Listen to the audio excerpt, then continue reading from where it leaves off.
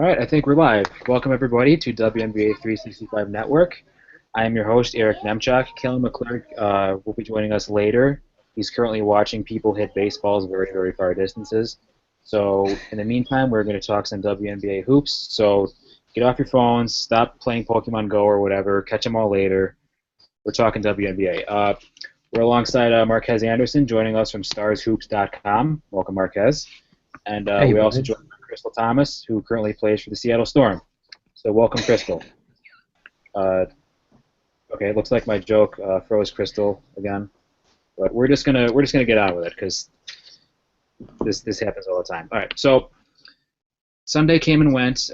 We had a pretty big card here, so we're just gonna quick go over the games, talk about anything that really stood out to us in particular. And the first game, let's start with Atlanta and Connecticut. How about that? With the scores to load here. All right, so Atlanta was in Connecticut the other day, prevailed 67 to 63 over the Sun, and it was kind of an abnormal dream game in that they didn't play too quickly. I don't think they didn't really score the basketball as well as they wanted to. Of course, Angel McCoughtry had another terrific performance following up her near triple double. It was recently rescinded by the league, so it doesn't count. But she again scored 26 points on 8 of 14, shooting 4 of 5 from 3. Tiffany Hayes kind of quiet, Elizabeth Williams kind of quiet, so not really something we're really used to seeing from them. But the Sun were able to keep it close after Atlanta got out to a big halftime lead. So, Crystal, what do you think? Did you see this game? What do you think that Connecticut was able to do in order to hang in there with Atlanta? Okay, I guess that answers my question. I guess I'll defer to Marquez instead. Marquez, what do you think about Connecticut? You know, they were able to stay competitive against an Atlanta team that's probably, at this point, we can safely say that they're better than them. But they were able to hang in there for 4 quarters. What do you think they were able to do that? They played really good team defense. They didn't particularly shoot too well themselves at sub 40%, but they held Atlanta to 35. But the thing of it is, I just think they just look better playing as a team. It may just be a chemistry thing because, I mean, they've been playing well for the past few games. So I just think they may be starting to click now that some distractions may be out the way now. But this was a game that was really winnable for them. They were down to it. I think it came down to like the last minute or so, but I just think for them going forward, once they figure out how to close games, they'll be better off. How to close games? And you know, you mentioned the chemistry. It was pretty obvious that Kelsey Bowen wasn't very happy in Connecticut. It was pretty obvious that multiple articles were published saying the writing was on the wall a long time ago. She requested to be traded multiple times. She wasn't a very good fit there. Do you think that this kind of getting that out of the way, it really hurts when you have to trade your most improved player. She won the most improved player last season, but when you're rebuilding, you got to get the most value for your assets. And do you think this kind of helps both in the short term and the long term for them? Yeah, I think so. I think it provides more opportunity for Jonquil Jones to play more. So they say she's not ready yet, but I mean, the only way you can get ready is with playing time. And I think, the saying, one bad apple can ruin the whole group. So I kind of think that this is the case here in terms of it opens the door for many other players because they have so many young ones. And I think with Shanae hitting her stride again and Morgan Tuck still being able to contribute in the minutes she gets, I think it'll kind of lessen the blow that Bone made when she left.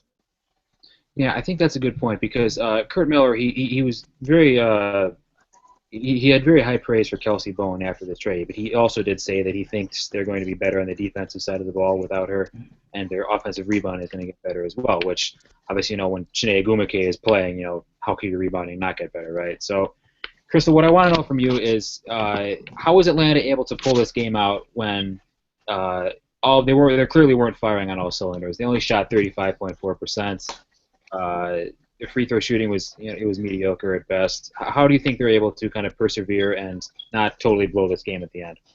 Well, first of all, you guys able to hear me now? I was having issues. Yes, you sound terrific. Yes, I can hear you. Okay, thank you. Honestly, I just think Atlanta wanted it more. I mean, when you have, like Mark was saying, you have Tiffany Hayes on your team and Angel McCoughtry on your team, I think anything is possible in order for you to win a game, especially like that. I mean, Angel McCoughtry wasn't named Player of the Week for no reason. You know, she pretty much is why her and Tiffany Hayes are pretty much why her team are still in the playoff running as it stands right now. But I mean, I mean, we all know Atlanta.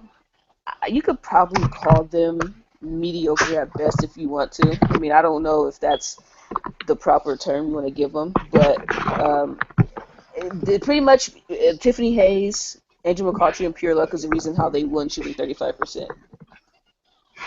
Right, right. And then, there's one thing I noticed from this box score that really jumps out to me, and that's rebounding. Atlanta out rebounded Connecticut 41 to 24, 14 to 5 on the offensive boards. When you look at it that way, it's kind of a surprise that Connecticut was even in the game in the first place, right? I mean, that's you can't really allow that. All right, so moving on real quickly, San Antonio versus New York. New York Liberty prevailing 75 to 65 over Mr. Anderson's San Antonio Stars. Another very unfortunate loss for them. Marquez, one thing I want to discuss with you, KT and I were talking about this before the show started. We know Kayla McBride is out. It's huge for them, especially offensively. How do you think have the Stars performed without her? Have they exceeded expectations, or have they just kind of continued their free fall without their star player? It's really kind of hard to draw the line there because they've still, I mean, all season with her and without now, they've still been able to stay in games, so to say. It's just been a matter of closing them out because they are such a young team like Connecticut is. So I think that's one of the biggest issues for them as well as their offensive struggles. So it's kind of hard to say at this point. Yeah, they won a game without her against Washington, so I kind of can say that they have exceeded in a way, considering I don't think a lot of people were expecting them to do much after. And I mean, this New York game, even though they lost by 10, they were still competitive throughout. So I think they have exceeded expectations so far, but we'll just have to see if if they're able to maintain it. Right, and at this point of the season, even as a Stars fan, you're probably admitting that it's more about a rebuilding season than it is really competing for a playoff spot, right? Yeah, I mean, I think the main objective for this season was just to see that core group of Hamby, McBride, and Jefferson gel and learn together more so. And now with Kayla out, it kind of I guess it just opens more opportunities for bench players that weren't exactly getting that opportunity to start. But, I mean, I just think this is a trial for next year with the new coach and probably new system that's going to be put in place. And we'll just see how many moving parts they're going to actually have for next year. All right, now, Crystal, Marquez brought up a good point about that. He said that with McBride being out, this is something that happens, whenever a star or quote-unquote star player or any number one option gets injured, those shots have to go elsewhere because they're not running a lot of offense for her specifically anymore. So what do you think, what have you seen from the Stars so far offensively, how they're moving the ball around, and what do you think is the ideal kind of shot distribution for a Stars team without Kayla McBride? Honestly, I think they just have to be a little bit more. They have to pick their shots better. I mean, because Kayla McBride gave them a lot of offense. She was averaging like 18 points a game.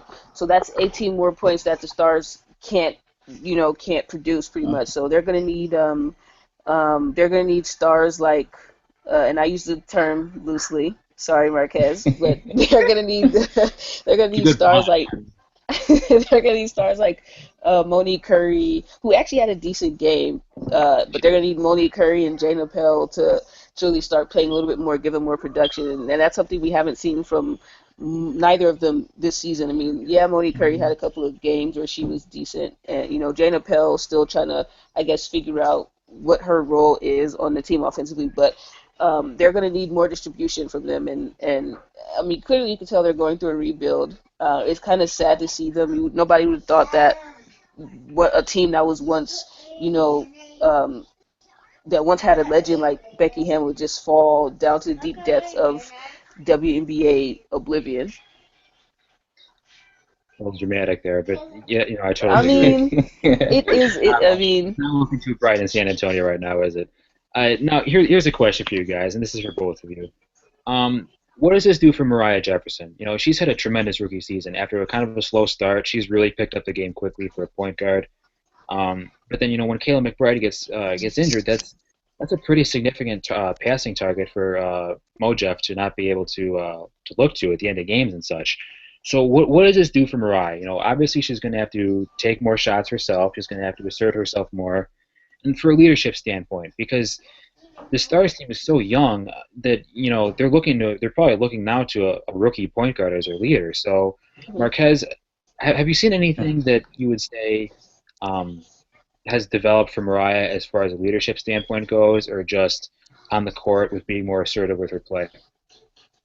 Oh yeah, she's definitely been more assertive and she's definitely stepped up. If you noticed, towards the beginning of the season, the team actually looked to Jane for some of that leadership because she'd be directing some plays and people. Because a lot of people may not know, but Jane is actually the longest tenured player on the team, so she has been a leader for them so far. But I think for Mariah on the offensive side, it's going to make things a little bit more difficult because instead of having two scoring threats, defenses only can really focus on her because not many other players or starters produce that much on offense. So the focus is going to be on her because I mean she is the leading assist maker for the team and she's also the second leading scorer.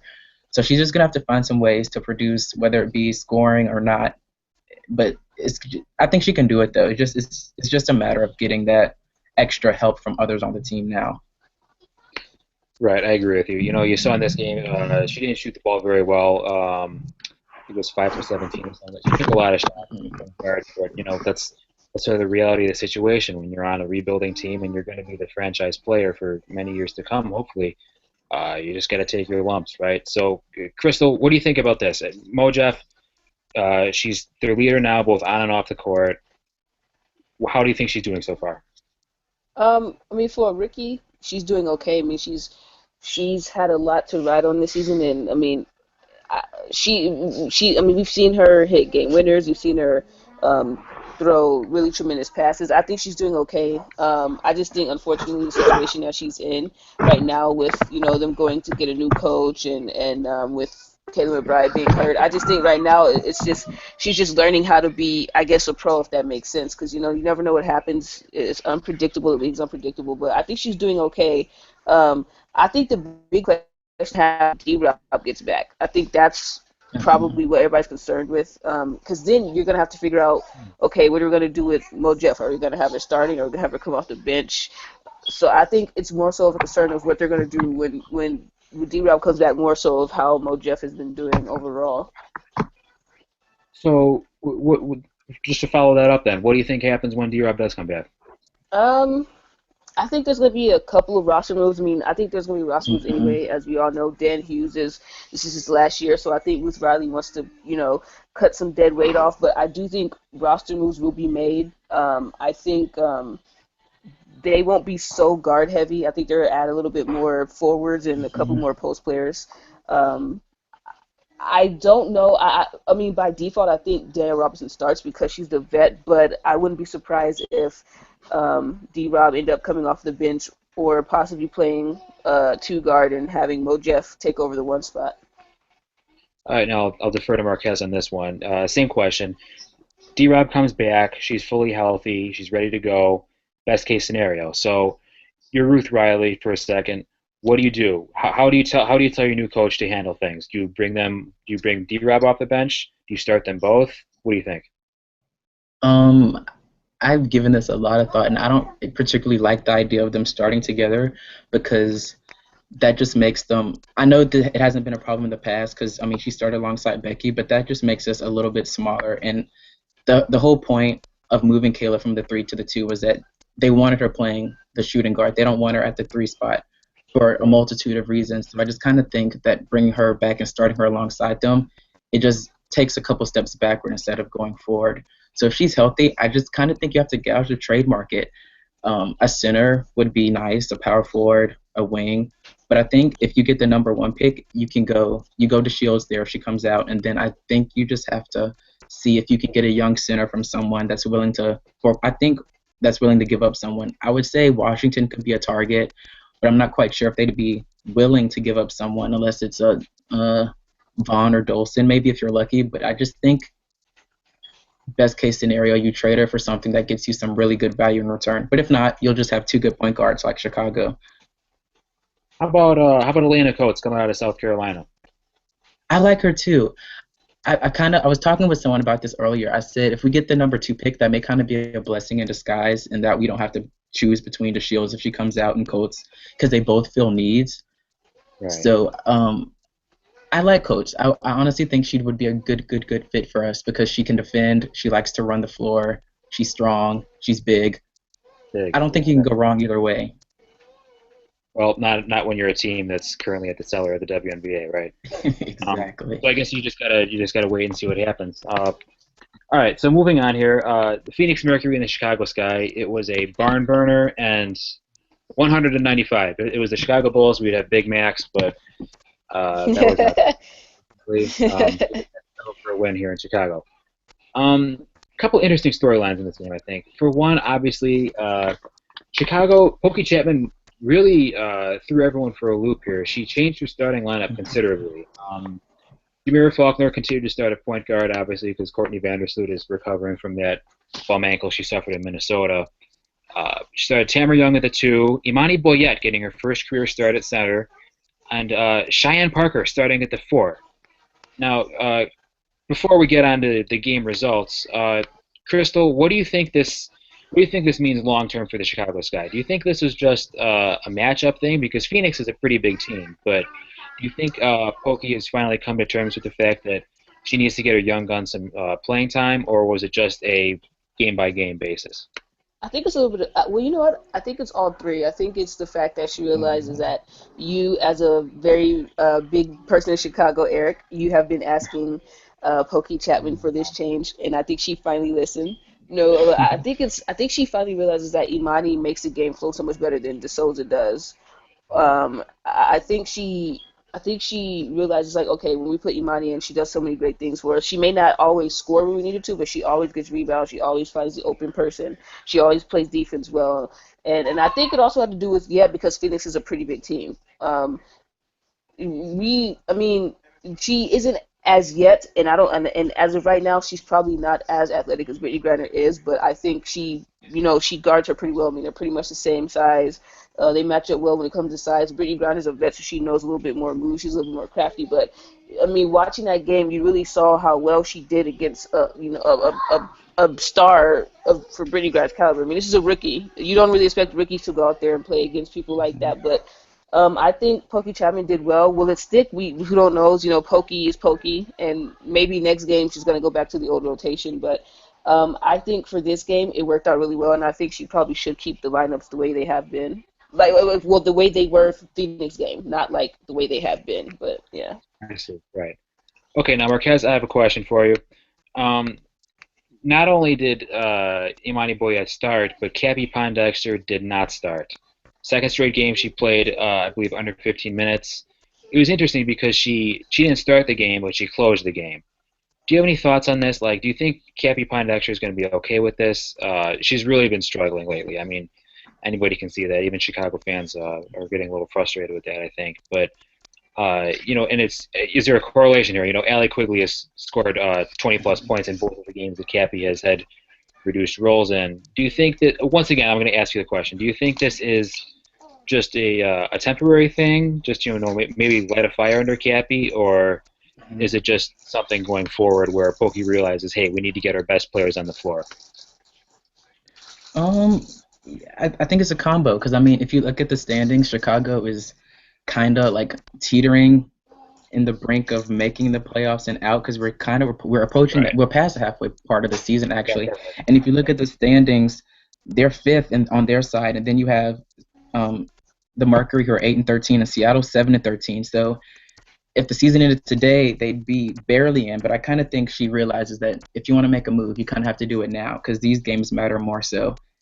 But I just think as a veteran, it's hard to lose your spot going from starting to going to the bench. But, I mean, I think she'll be fine with it as long as it starts producing wins for them, because that's the main goal. It is, yeah, especially with this new playoff format and the more interconference play here. So, all right, I've got a stat for you guys. 21 rebounds for the Phoenix Mercury, 43 rebounds for the Chicago Sky. When was the last time you saw a rebounding disparity with a team that's supposedly, the largest team in the league? The Mercury only have one player under 6 feet tall. Crystal, how does that happen? Brittany Griner's not getting there doing what she's supposed to do. And not just Brittany Griner, like you said, the Mercury only have one player under 6 feet tall, and they're just honestly, I think they're trying to say, oh, we're tall, so we don't have to get position, but that's not true. I think everybody makes that mistake, like, oh, we're this tall, we're that tall, we can get in there, and no, it doesn't work like that. I mean, you will have people who are more determined than you are to get a rebound, no matter what height, and I just think that it's a lack of focus and a lack of trying hard. I mean, I always say this, people don't want to play, they want to play pretty basketball. They don't want to get dirty, and rebounding is too dirty. Rebounding is too gritty. Rebounding is too hard. And not saying that the Mercury are trying to play pretty basketball, but we've seen them have a lack of focus and lapse on defense this year, offense this year, and I think it's just their lap. Something with the Mercury is just not there this year, and rebounding is a really big part of it. Like, it's missing, and it's kind of sad. Like, you made a tweet yesterday, how is Brittany Griner 6'8", 6'9", and not even pushing her way to get a rebound? I mean, I think this is probably one of her worst rebounding years that I've seen, especially for the Phoenix Mercury. For them too, it's just all out bad.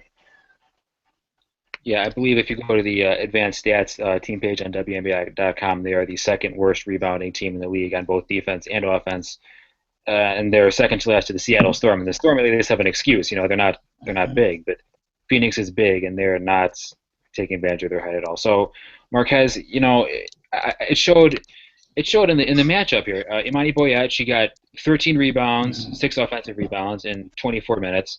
Brittany Griner got 2 rebounds in 32 minutes. That's unacceptable, isn't it? Like, how does that happen? Laziness. That's how it happens. She's just not getting in there. She's not boxing out, and she's not establishing herself. And she's too big and long and athletic for that.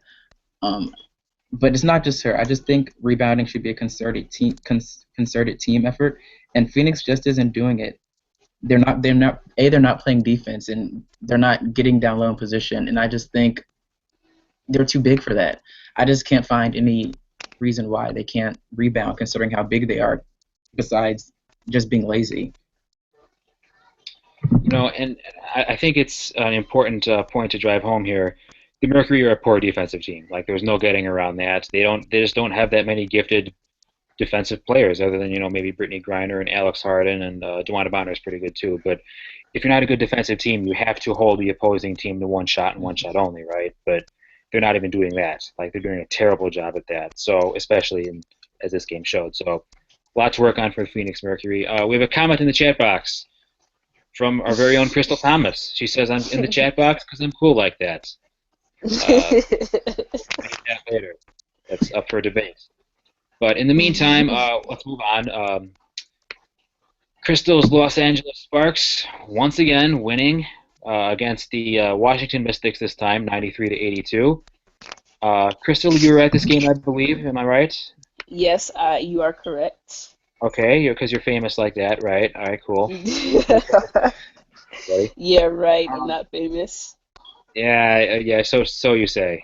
But anyway, this game I think came down to one major factor, and that is the Sparks front court was beating the Sparks front court, and the Mystics had no answer for him. Like, you look at Nneka Ogwumike, 10 for 14, Candace Parker, 9 for 16, almost hit a triple-double with 11 rebounds and 9 assists. Genta Lavender, 9 for 11 for 20 points. I mean, that's just ridiculous. Marquez, when you're game planning for a team like this, how do you stop this? Because, they do the same thing game in and game out, and you can bet teams are saying, like, hey, Nneka's going to post up, Candace is going to lob it over the top. But teams can't stop it. So what can you do to slow them down? I really don't think you can stop it, really. I mean, the only way I feel like you can't even double them in the post, because, you put 2 bodies on someone, they now have shooters that can knock down those 3-pointers, so, you can't. And then considering how Candace and Gentel, when she's in, can force her bigs outside the paint to where they may not be as comfortable and drive right past them, it's just, I'm not really sure, and no one really has found a way to solve it either, considering they've only lost one time. The only thing you can hope for is that they just have a cold night and they just miss, because I can't think of any other way. Yeah, Nneka Ogwumike has not been missing too often lately. Crystal, what have you seen as a lifetime Sparks fan? Lifetime, right? I Because a lot of guess. times, what have you seen from Nneka Ogwumike this season? She's always been a good player ever since she stepped foot in the league. But what have you seen from her this season that kind of has elevated her to that MVP level? Before I get to NECA, can we just talk about how underrated and how quiet J Lab's 20 points were that game?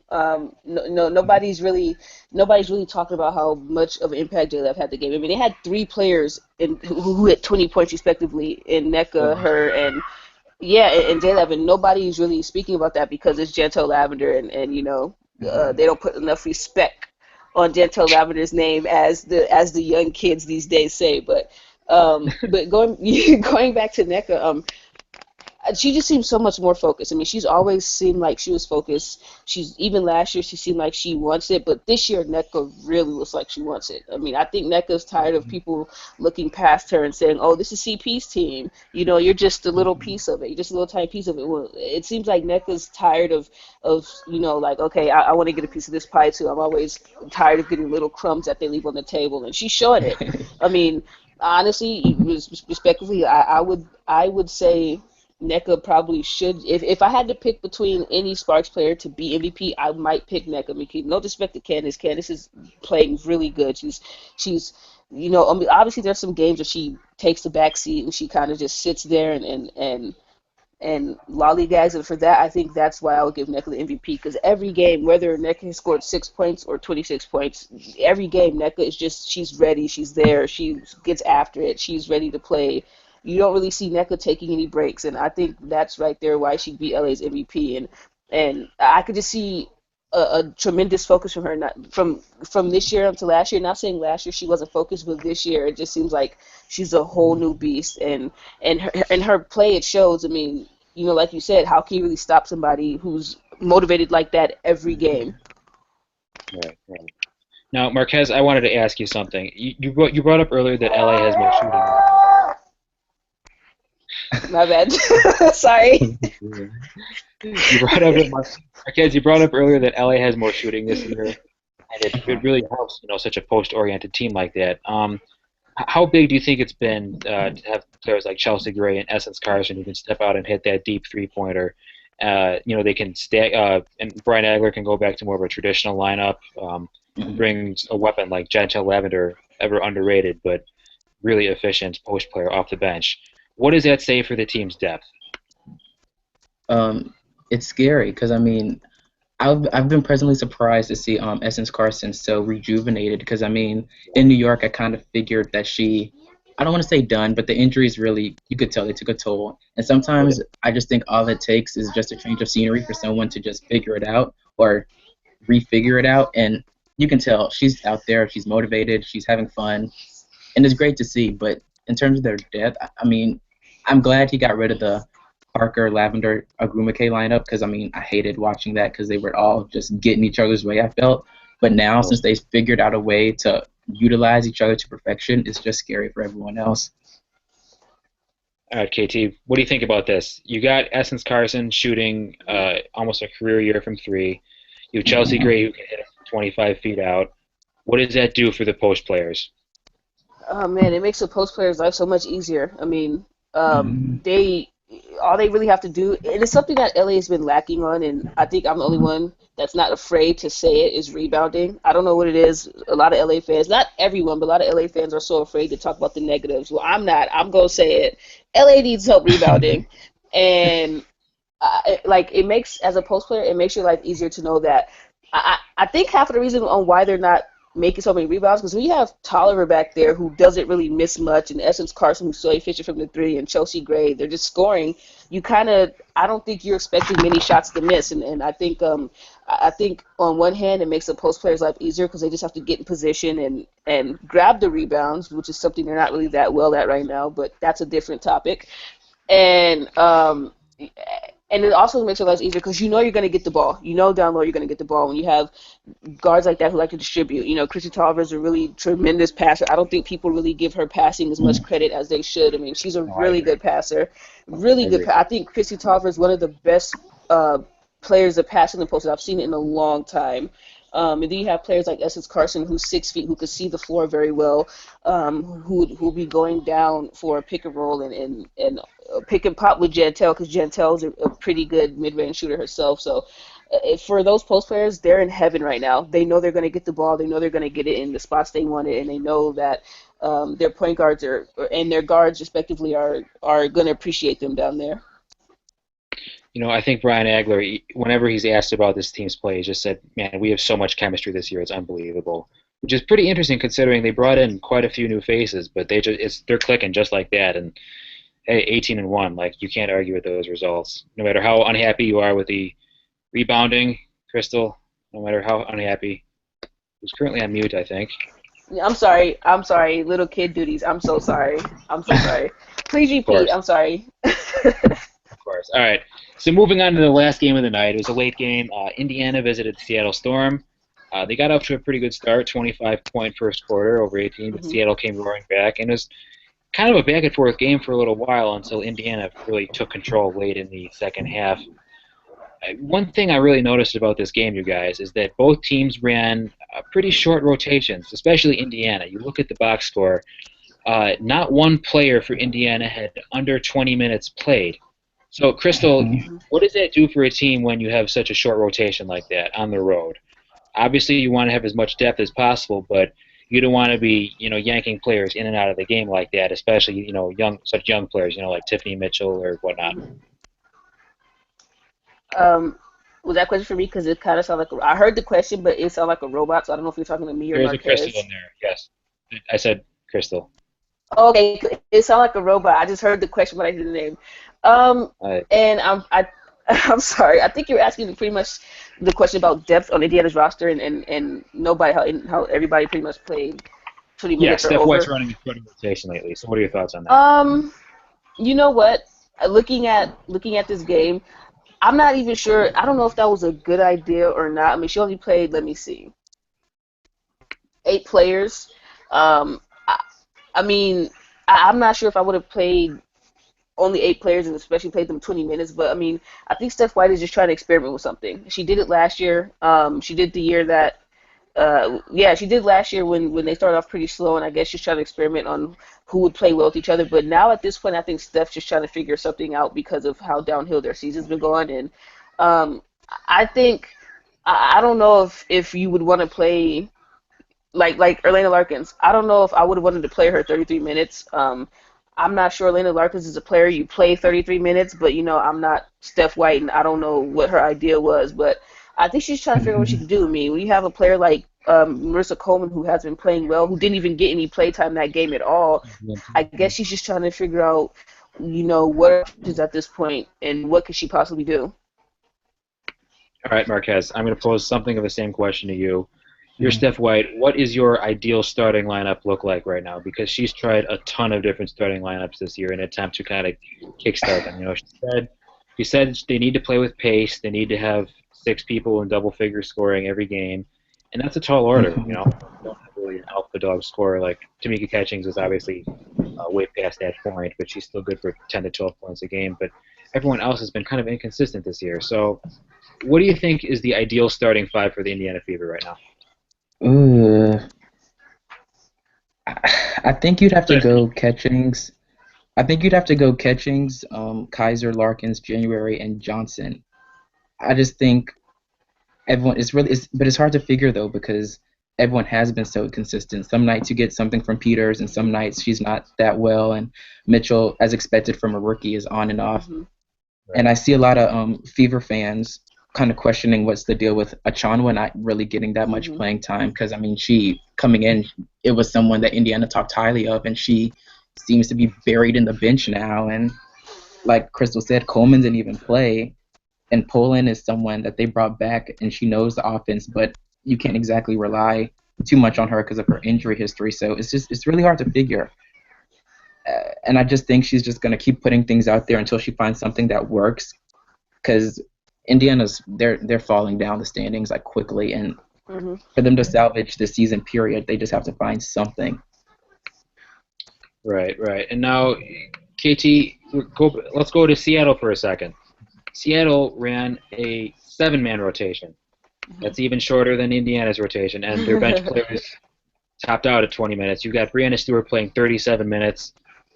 Obviously, young legs, you're probably a little more apt to do that. Yeah. But Seattle's kind of done this the entire season, I feel. Their bench rotation, Abby Bishop hasn't seen much time. Monica Wright hasn't really seen much time. Is she coming back from injury? We don't know. Your namesake, Crystal Thomas, has not seen too much floor. Jenna O'Hay hasn't been seeing much floor action.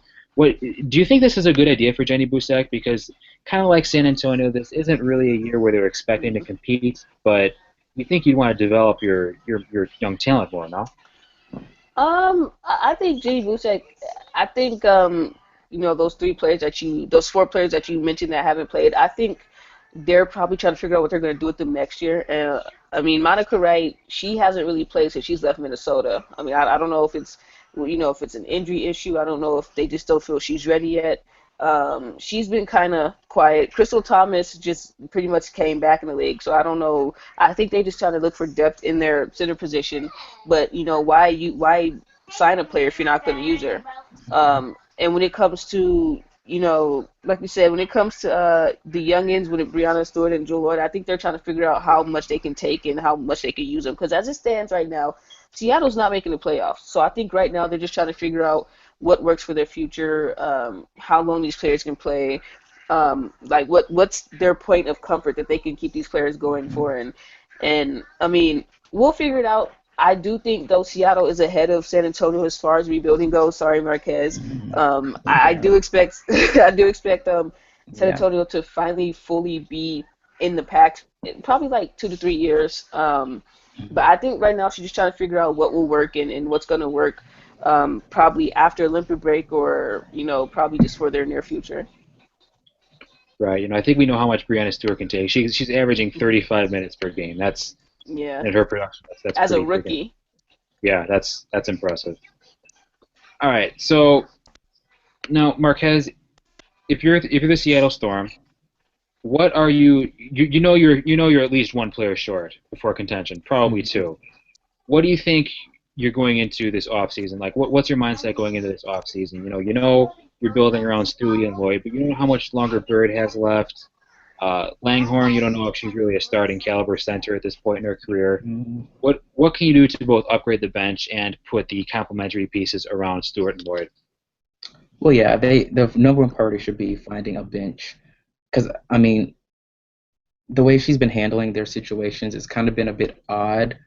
I mean, I like O'Hay, and I just kind of find it weird how she was going, how O'Hay went from playing and starting some, I think maybe, to like not playing at all. And I think I may have told Crystal about this earlier, maybe a week or so ago, how I found it weird that Seattle re-signed Clark, O'Hay, and Mosqueda Lewis, considering they all play the same positions. And I just think that kind of is showing now in terms of how she's not really found a way to handle that situation, because O'Hay's not even playing.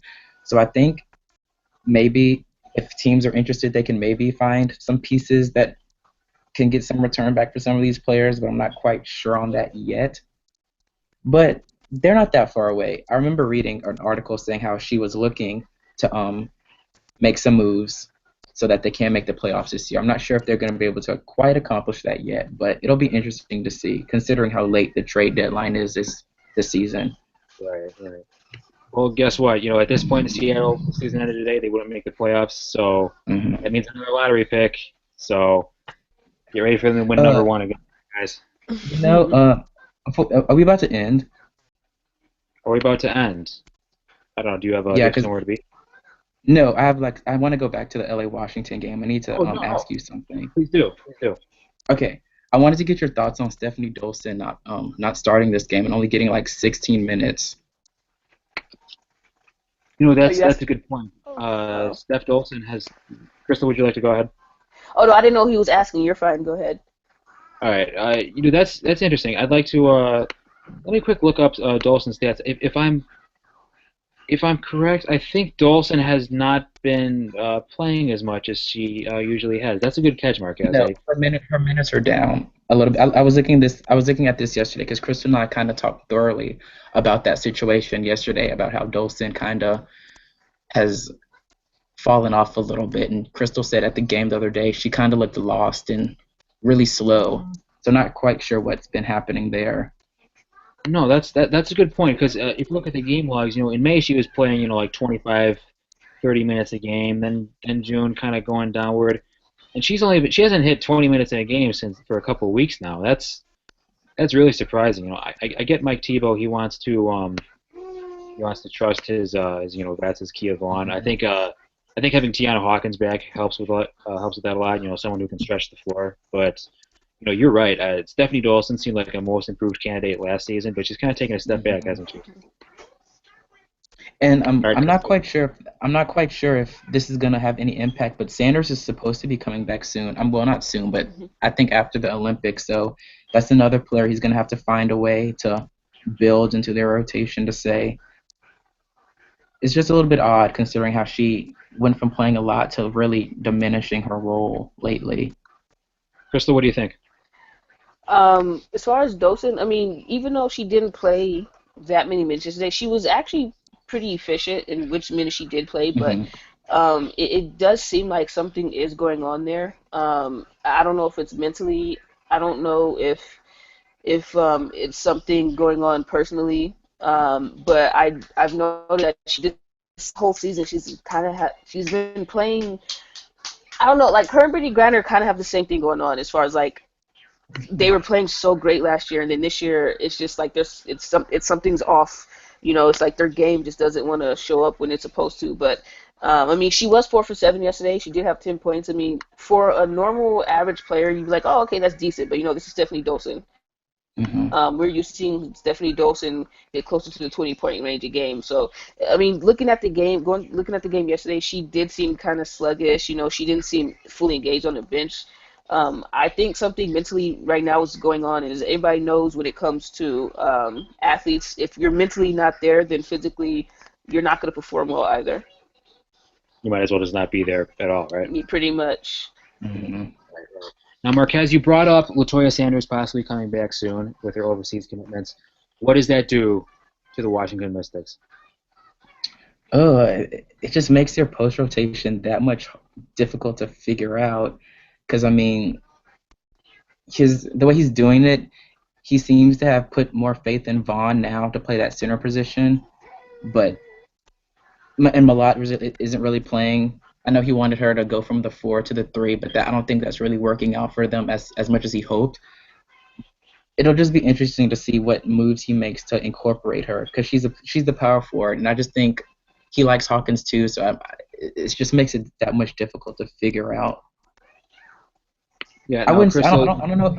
I don't know if he's gonna trade anyone, but I really wouldn't be surprised to see him at least maybe knock on that door and open the possibility. so then who do you think gets traded?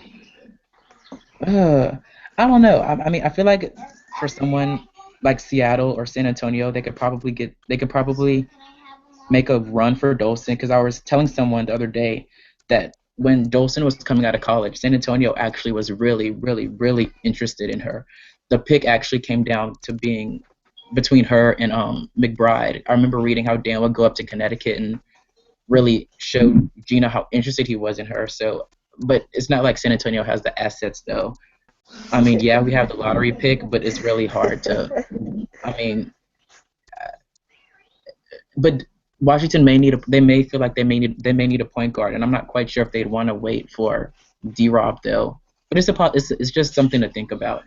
But Seattle needs a center too, and Seattle has some pieces that Washington may be able to work with. So it'll just have to see. Because I'm not. I mean, in terms of in return, Dolson would give them the best in return, but I'm not quite sure if he'll be quite ready to trade her just yet, even though he seems to have lost a little bit of faith in her. Right now, Crystal, I'm sorry if you're on knees duty right now. It's okay. Okay. So a player like Latoya Sanders, when she comes back, she's going to provide immediate defensive upgrade, with her length and athleticism and just her relentlessness on the offensive boards. Uh, how does that contrast to what their current post rotation looks like? I think whenever Latoya Sanders does come back, they'll have more athleticism in the post. I mean, Kia Hmm. Vaughn isn't as athletic as a post as she was even when she was at Rutgers, she really wasn't the athletic type. She was more so just a muscle. You know, when they get Latoya back, they're getting like a NECA-esque type play. Not I don't mean NECA as in like she can put up the same numbers. I mean like NECA-esque as in like very athletic, can run the floor, could finish well, could finish in traffic well. So they're gonna get a player back that they probably will rely on a lot. And you know, hopefully, excuse me. Hopefully, for their sake, they get her back sooner than fast enough, because Washington really needs her. But Washington's been on, they're a streaky team. They put on streaks together. They put little bitty wins together. For example, when they beat Minnesota, which I still don't know what type of fairy dust they used to pull that one off, because that was shocking. Seems like every But year, right? I'm sorry. It seems like every year that happens, right? Yeah, they normally do like beat up on Minnesota. Yeah, Washington has the potion for some reason to beat on Minnesota, and I don't know what it is, but I think getting Latoya Saunders back for them will be a really big help. Like I said, they get that athletic big there, and they'll be able to finish well. All right, so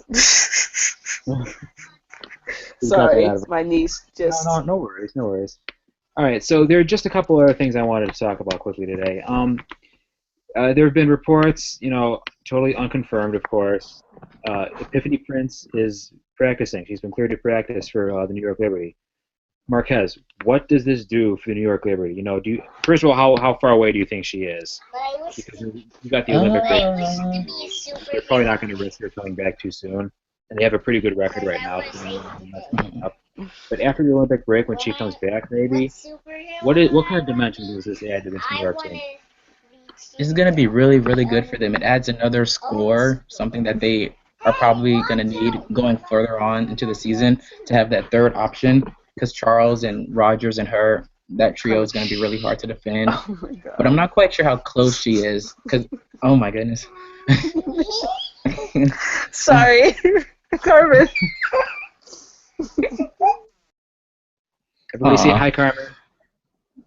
Carmen, our guest host on WNBA 365. Where'd she go? Oh man, she muted her. But no. Continue. But it's just, I'm not quite sure how close she is, because being medically clear to do something and actually being physically ready are two completely different things. But I just think once she gets there, it's going to be something that's going to open up their offense more. And I think, though, when she comes back, they're going to have to cut someone. And who that cut's going to be, I'm not quite sure, because I was looking at that, too, the other day.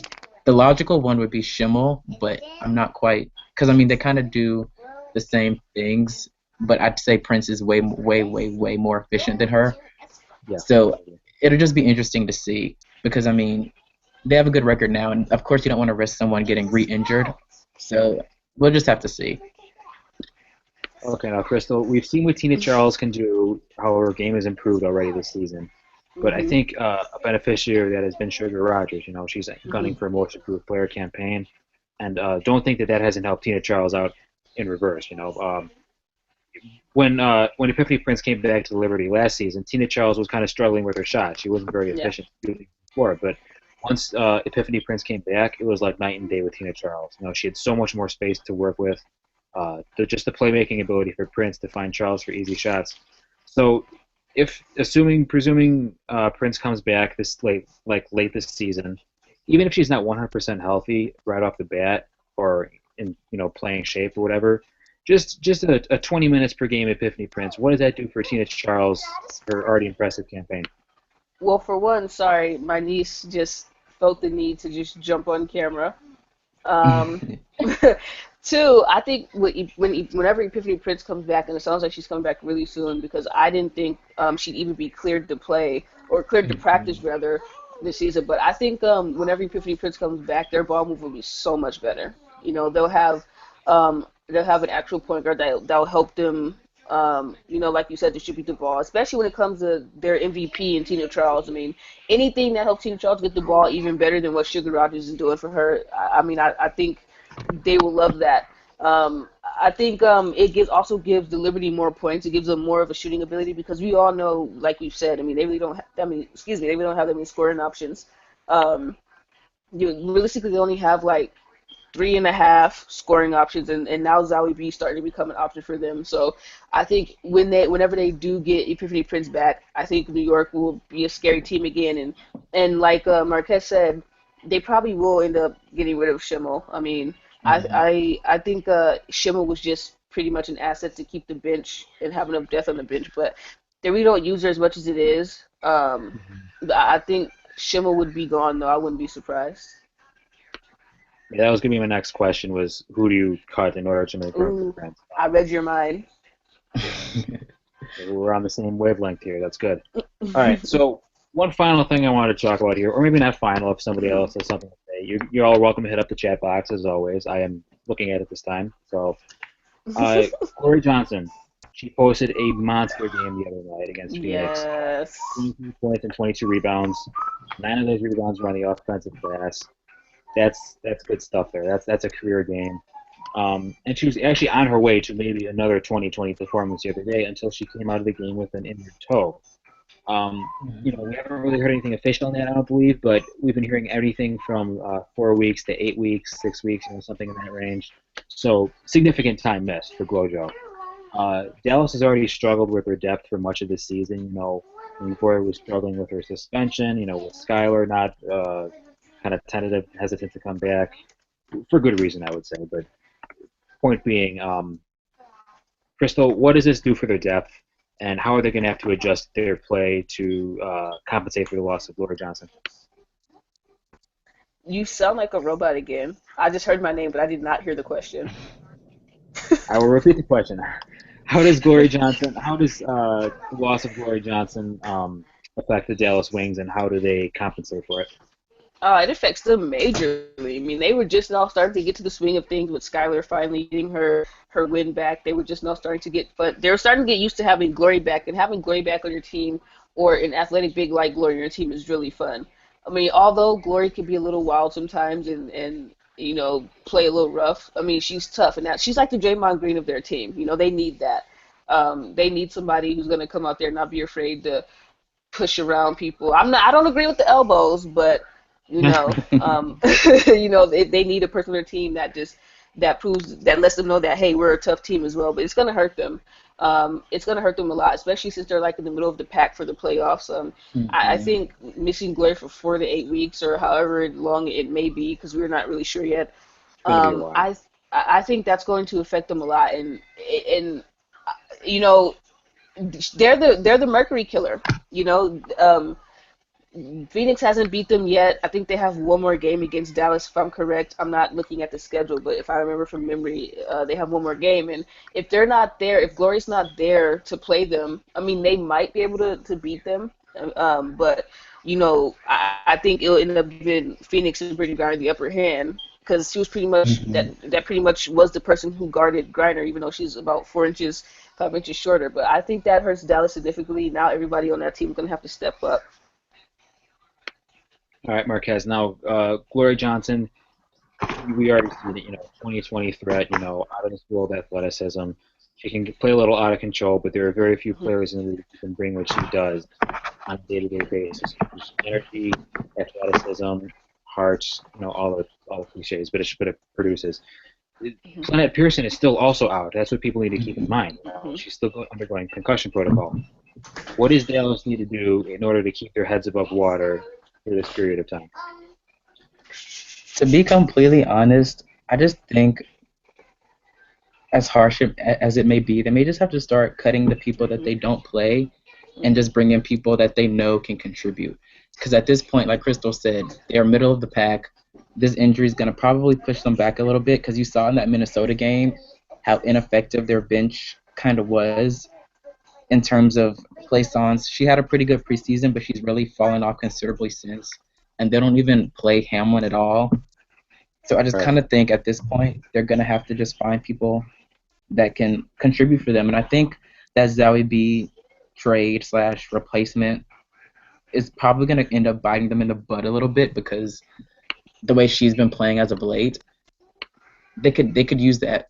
Not saying she's like a Glory Johnson, but she's probably better than what they've been showing so far. So I just think it's just going to take bringing people in that they know can contribute for them as opposed to just holding on to people that aren't gonna play. Period.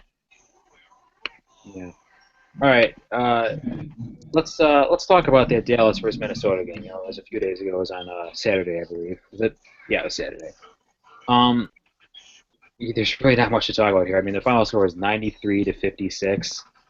That was It was not. Oh wait, hang on. All right, we got Callan. Callan is joining us from San Diego, the Home Run Derby. Callan, how was the Home Run Derby? I actually made it home, guys. It's good to see you, though. But no, everything is well. Good to be seen. Good to be heard. Who won, by the way? Giancarlo Stanton from the Marlins. Sadly, Eric, he beat your boy Todd Frazier from the White Sox. That's okay. The White Sox aren't beating a heck of a lot of people anyway these days, so I'm used to it. Callan, we were just talking about, we were just actually just kind of wrapping up here. We're on our final topics. We were just talking about the Dallas versus Minnesota game from Saturday, the blowout, 93-56. Wow. First of all, what do you think is the bigger factor? Dallas was on the second half of a back-to-back, obviously really rough, and they're also missing both Glory Johnson and Lynette Pearson. So, what do you think is the bigger factor for this blowout of sorts? Was it just overall fatigue, or was it lack of depth? I'm gonna probably say. I'm probably gonna say both in this case, but more so back-to-back being the bigger culprit. I know there's a couple injuries. But anytime you play back-to-back games in such a short span of time, traveling too doesn't help. I may put a little bit of weight on probably put more of the weight or more eggs in the basket on the actual back-to-back more than injuries, because I think that what time that those two will be back, I know that Glojo's going to be out for a few weeks, but as soon as they get Pearson back, it's one puzzle piece back, but still, though, I'm going to say back-to-backs are always the toughest to play. So I'll probably say more about that for the lopsided affair from Target Center on Sunday.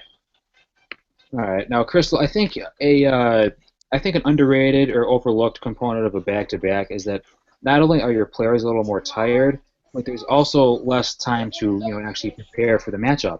For coaches. So Fred Williams, he had to kind of think on his feet a little bit. He knows he's down two very good power forwards, and boom, the next day he's preparing for the defending champion Lynx. So if you're a coach, what do you do in that situation? Like, how do you prepare your team when you're on such minimal rest and you're already short a few players? Well, I think when you have a back-to-back, and especially the way the WNBA travels for back-to-backs is stupid. They travel sometimes the day of the game, which I think is ridiculous. Back-to-backs as a whole isn't bad because it happens all the time, but I think when you have a back-to-back, it's immediately I think immediately the shoot around of the game that you're on, or probably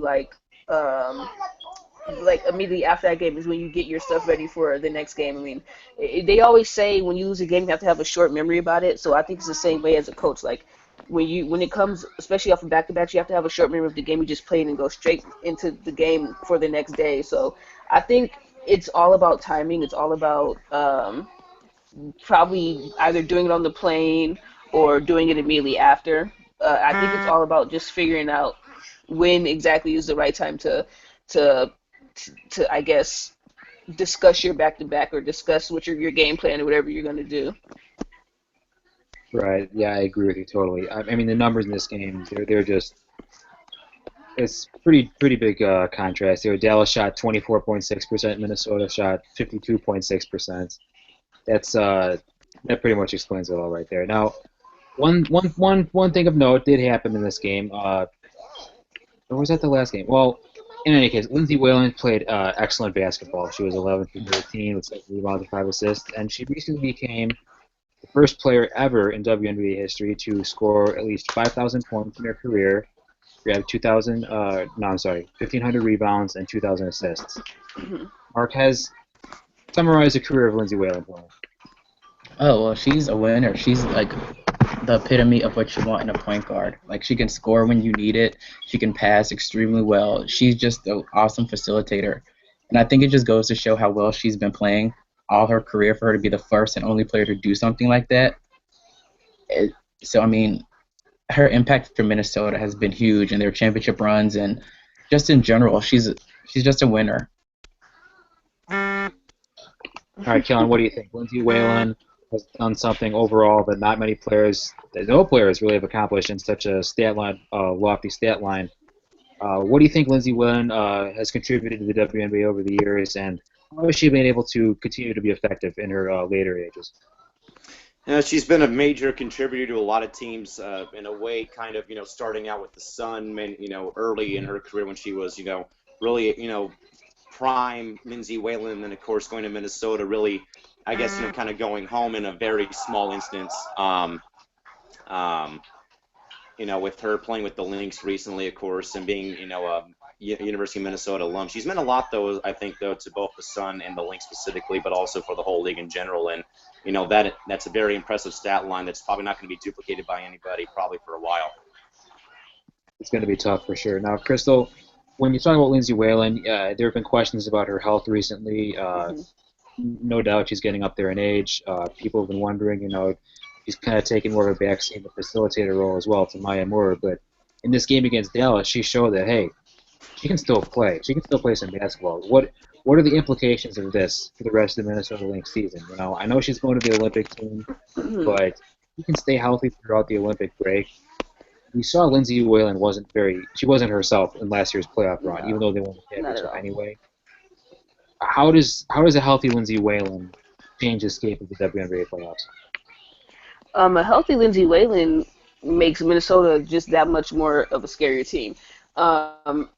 But like you said, her playing the Olympics, and I hate to see people get injured. So it's me. I'm not wishing injury on anybody, but how much will her legs take? It's the same with Simone Augustus. She's also an Olympian, and Simone Augustus is also she's right now dealing with the injury herself. And you have to think like, okay, these women are getting older. They're getting up there in age. How much more can their body take?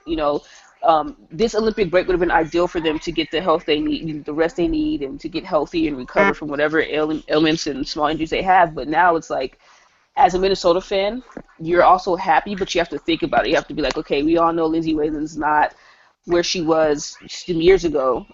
We're kind of worried about her going to the Olympics because we don't want her to risk burnout. We saw what happened last year to New York when they reached their burnout limit. They were doing so well and they just could not get over that hump. And this is the same thing.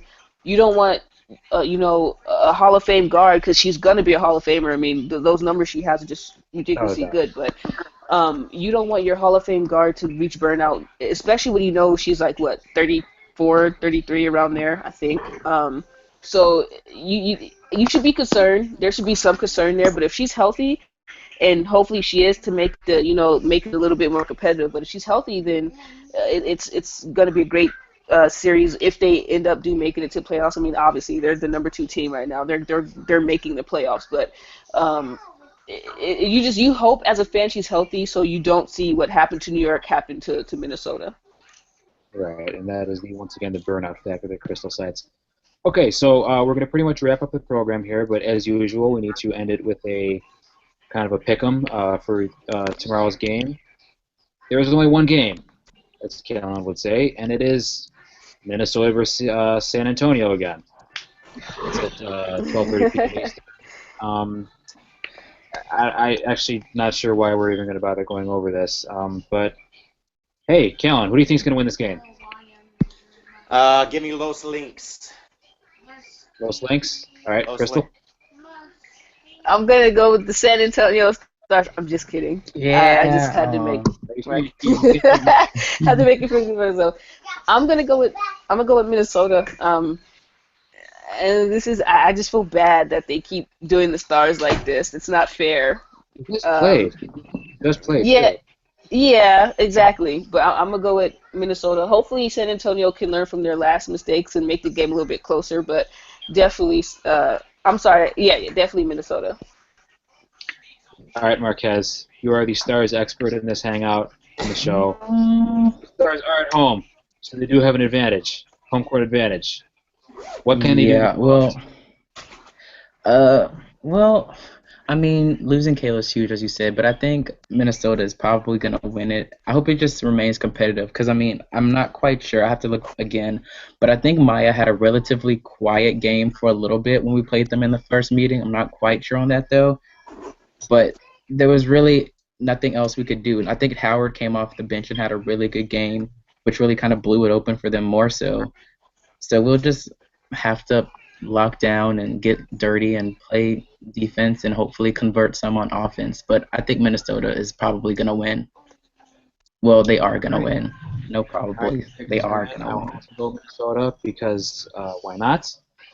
And I think that'll do it for our program tonight. We've gone a little over an hour, and some very good contributions here from you guys. Thank you so much for the discussion. You're not welcome. Crystal, I was just going to say thank you for chiming in on the chat box, but if you're going to sass me, then I take it back. Thank you to Marquez for taking the time from his busy writing life, his pretty busy writing schedule, from starshoops.net.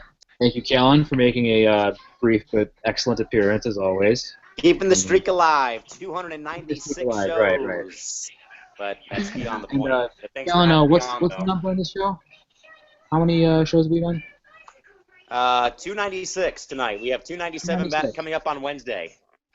Okay, so you heard it from the man. We'll be back in action on Wednesday with the returning to the usual hosting lineup. Kellen will be back in studio.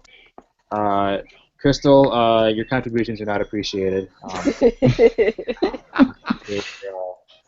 Your lack of shenanigans.